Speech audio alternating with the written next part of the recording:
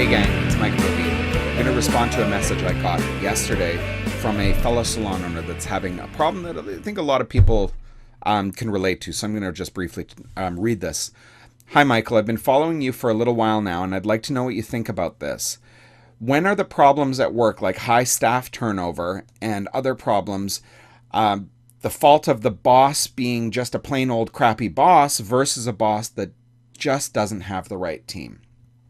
And I think that's a really, really common question. I think that's something that that I think we all deal with. And I wrote her back, and my response was, "It's all the responsibility of the boss. It is all the fault of the boss."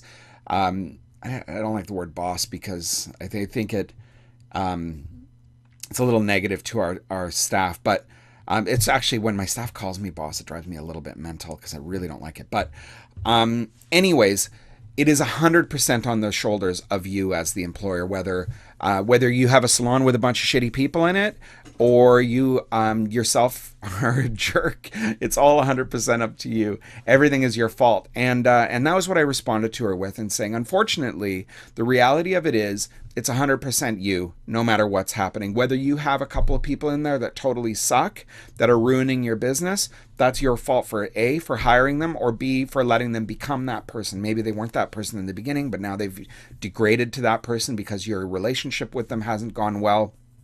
It's all your fault. It's an interesting thing in our business that we have a disproportionate amount of jerky hairstylists that maybe hurt our businesses from the inside by doing just little things, by talking shit on us, sitting in the staff room and being negative and not contributing, and creating a culture of their own little mini culture of negativity and bare minimumness around them. It's a really common thing in our industry, more so than any other industry. And the reason is this: we require people to be entrepreneurial. We require people to be responsible for their own success and their own failure. And by doing that, by not having job expectations of them, because understand this, for every salon company like, say, Van Michael salons, where everybody's kicking ass and they have, they have standards and meetings and manuals, and where everything is laid out like a normal job is supposed to be, the best salons are the ones that act like real businesses. Most salons do not act like real businesses. Most salons are owned by people like me and you, who were busy hairdressers who don't know anything about business. We were just busy hairdressers. We ourselves ran a really, really busy chair. We were probably one of the busier people in the salon that we worked at. And one day we decided that the owner was an asshole, just like your staff is deciding you're an asshole. We decided that the owner was an asshole and they were taking too much of our money, and we could go do it ourselves better than they were doing it. And that's how we opened a salon. And that's how everybody opens a salon for the most part. So then all of a sudden we're like, oh shit, I got all these chairs. I might as well hire a bunch of other people. And for the short term, everybody's happy because it's a new environment and everybody behaves well in a new environment for the short term. But if you didn't create the foundation of a real business in there, if you didn't hire slowly, because most people don't, most people have an ongoing sign in their window that says stylist with clientele wanted or chair for rent. That's how most people run their business. And then we let any old person into our business that we put our heart and soul into building, but not actually creating.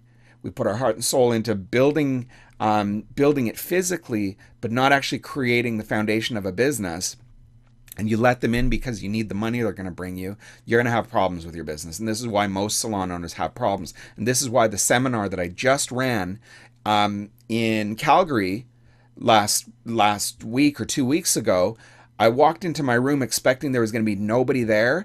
And there were people sitting on the floor, and there were people standing in the hallway. We had to move tables out to move more chairs in. There was, I think our count was 70 people in a room that they'd only given me 18 chairs for, because normally nobody sits in a business seminar. Well, guess what, guys? Business seminars are where it's at right now.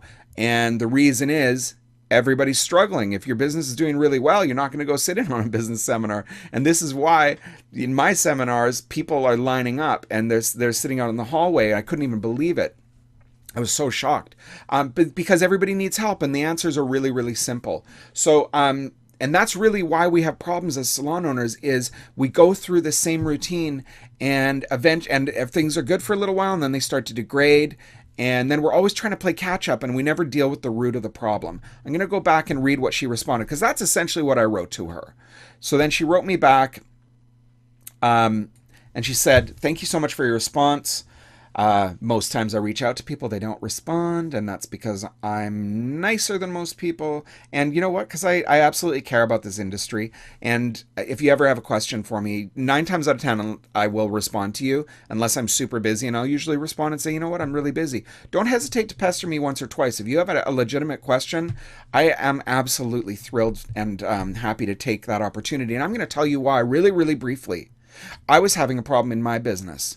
And I reached out to 3 people. I always get advice from people who are more successful than me, who maybe have walked in my shoes. I never really can get advice from somebody who hasn't walked in my shoes, and I've got a degree of success. I've got some scale, so I need some advice from certain people. I reached out to 3 people. One of them I actually knew. 2 of them I didn't know, but I kind of knew through Facebook. One of them I've been on the stage with before. Well, that guy never even responded with, "I'm really sorry, I can't help you." Nothing. Dink. But the other 2 guys responded immediately, and one of them, I had him on the phone within 5 minutes of that message, and I'm talking a multi-salon owner, like several salons, giant in the industry. This is like a guy that you should look up to, top 10 salon owners in North America, period. Maybe top 5, maybe top 3. And I had that guy on the phone because that is a caring person who cares about giving back to the industry. And that's kind of how I feel too. So if he had time for me, I'm certainly going to try to make time for you. Anyway, enough of me patting myself on the back for being awesome. So I wrote her back. And she said, "Thank you." So here we go. "I have definitely experienced the bad apple in the team, and they're gone now, but I have a 10-chair salon with only 3 people cutting, and I think I'm about to lose another. I get a lot of complaints when employees leave about not caring about them, and that I should try to imagine how it feels to work for me. I try my best to be a good boss, and I'm working on my leadership skills, but this year has been kicking my ass big time, and I keep losing staff, at least 5 this year so far, plus 2 renters, which is why I wonder if it's more me than them." That's really, really good of you to be doing that because it is you. Just like I answered previously, it is 100% you. Now I'm going to just throw a bone to the salon owners out here and just talk directly to you hairstylists. What you do not understand is if your salon owner is walking around super cranky all the time, they are on the verge of bankruptcy. They are on the verge of losing everything. You can pick up your operation and move it down the block to the next salon that has a stylist with clientele wanted sign in their window, and you won't miss a beat. They might lose their home. Do they get you involved in all their financial drama? No. If I told you right now the stuff that I'm going through in my business right now, not like to say my business is doing poorly, but I have a couple of things that are like majorly dramatic, that if you knew how much money we were bleeding out of one situation, like it's freaking me out. But I try not to get my staff involved. I try not to let my staff know my dramas, but I used to when I was younger. I used to roll in there with all of the stresses of, I'd log into my online banking and see, whoa, holy shit. And then I would go in with drama, with finger pointing and freaking out because I was scared. And every time I saw somebody doing something wrong or wasting a bit of color or not contributing on their downtime, I would kind of freak out. And this is the mistake that we make, and this is where the staff are saying you don't know what it's like to work for you. This is the mistake that we make. We point our fingers at all the negative stuff, and we don't celebrate the positive stuff because, to be totally honest, and this is for us salon owners, why should we be celebrating people for doing their job? Why should we be patting them on the back for doing what they're supposed to do? If you did a nice haircut, well, that's what you were paid for. Like, that's sometimes the mentality, and we forget that the hairdresser, in their mind, they've done something wonderful, and they have. They've made a client happy. That's what their job is. So what we need to do is celebrate every single time somebody does something right. If somebody sweeps around you on their downtime between clients, you thank them for it, as opposed to, well, that's what they're supposed to do. You thank them for it. You thank them for every single thing, and we forget this. We always forget this kind of stuff. You know what? I'll tell you, it took me training a dog to become a better person, and the reason is a dog responds really, really well to positive reinforcement. So instead of like the old school way of smacking your dog on the nose with a rolled up newspaper when it has an accident on the floor, which the dog's like, why the F did you just hit me? I've no, you rub their nose. What? Whenever you meet somebody who actually raises a dog this way, you just want to smack them and rub their nose in some shit.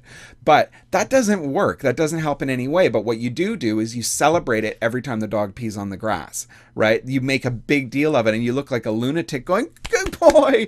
But that's how you do it, because that's what dogs respond to. And I'm not equating people to dogs, but basically at our core basic instincts as mammals, we just want to be happy. We want to be secure in our job. We want to be appreciated. We want to be loved, and we want to have a degree of financial success. That's what we all want. So it's pretty simple, even though we might deal with some assholes here or there. It's pretty simple. People's needs and wants are pretty simple. They just want to feel appreciated. And that's where praising them for good behavior or for normal behavior, again, as I touched on, that's how you get better behavior out of somebody. That's how you get buy-in. That's how you get people to start doing more because they like that praise. People need to be celebrated. So you celebrate everything. Every time it's a nice color, high five. Every time somebody does a retail sale, good job, high 10. That's what we do, and try to create a culture where everybody's celebrating each other's successes, and that's a really, really wonderful thing. Darling, don't you go and cut your hair. Do you think it's gonna